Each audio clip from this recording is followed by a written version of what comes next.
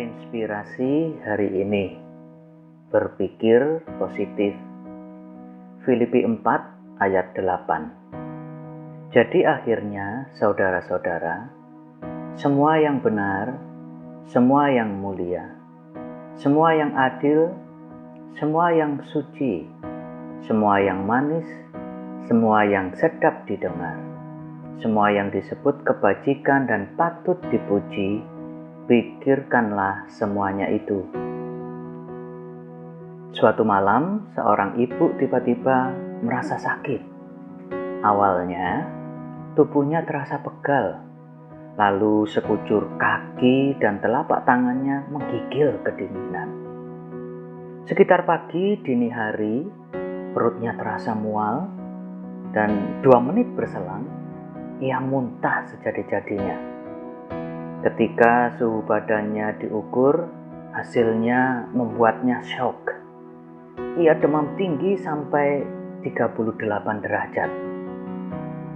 Setelah berdoa dan minum obat, suhu badannya berangsur-angsur turun dan ia merasa lebih baik. Dan ketika siang hari, tubuhnya sudah pulih kembali. Selidik punya selidik, ternyata ia mengalami kecemasan berlebihan. Ia mengaku selama ini selalu update berita tentang COVID-19.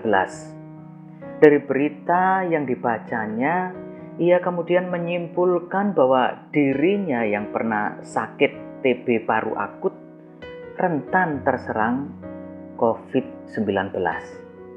Ditambah lagi, ia baru mendengar berita tentang ayah temannya yang dikenal memiliki gaya hidup sehat meninggal karena COVID.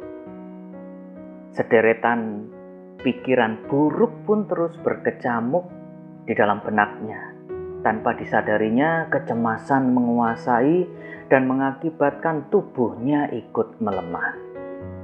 Saudara-saudara, informasi yang kita dengar atau yang kita baca akan mempengaruhi pikiran kita. Jika kita lebih banyak mengkonsumsi berita-berita buruk, maka kita mudah berpikir negatif. Tetapi sebaliknya, jika yang dikonsumsi adalah berita yang baik, maka kita cenderung berpikir positif. Sadar ataupun tidak, dunia di sekitar kita selalu menawarkan berita dan beragam kejadian buruk setiap harinya. Mulai dari kriminalitas, ancaman terorisme, bahaya narkoba, musibah dan bencana, konflik antar negara, resesi ekonomi yang sedang melanda dunia termasuk Indonesia dan sebagainya, tersaji secara masif di hadapan kita. Jika kita tidak pandai-pandai memfilternya, maka akan berdampak buruk bagaikan virus yang bisa merusak pikiran bahkan iman kita. Dalam ayat yang kita baca, Rasul Paulus menasehati kita untuk membangun pola pikir yang positif dengan mengkonsumsi kebenaran firman Tuhan.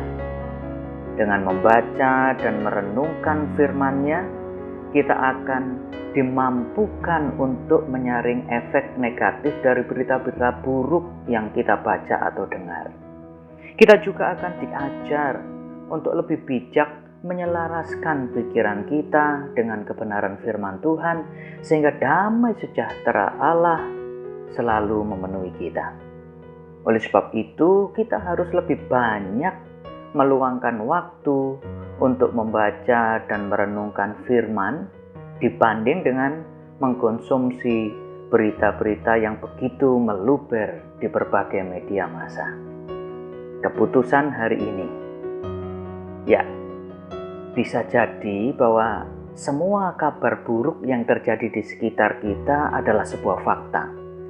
Tetapi ada fakta yang lebih besar dan benar, yaitu Tuhan Yesus, Sang Terang Sejati, selalu menyertai kita.